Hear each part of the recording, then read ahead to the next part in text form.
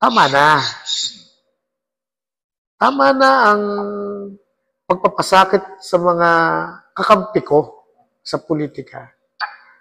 Ang mga rin naman, ini-exercise lang nila naman yung kanilang kagustuhan kung sino ang nasa puso nila.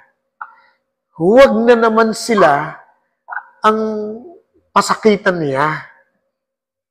Sobra na yung nangyayaring pagpapakasakit ng mga leaders ko hanggang sa baba. Ako ang kalaban mo. Ako ang iyong targetin. Ako na ang targetin mo. Nakakaawa na itong mga taong ito. Yung mga ito naman, ini-exercise lang nila yung kanilang karapatan na pumili sa gusto nilang kandidato.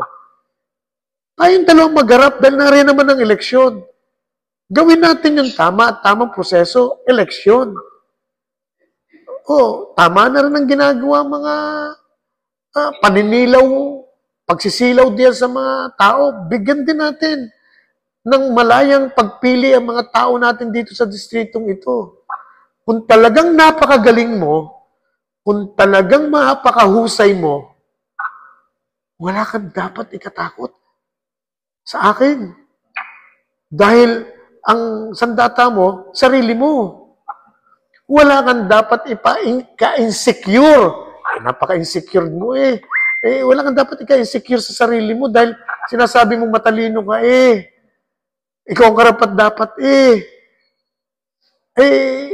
tayo na lang at yung desisyon sa May 12, 2025, igalang natin kung sinong mananalo. Yun ang maging rurok o pinaka-endgame ng labanan natin. Kung sino yung mananalong yun na napakapayapa sa lahat at ika nga yung lawyer ka Di ba? Vox Populi, Vox Dei. Kung kaya mo ba tukuyin kung sino yan? Alam na ng tao yan. Alam na ng tao yan. Hindi ko natutukuyin pa at na baka ilaki pa ng ulo pag binanggit kong pangalan niya. Okay.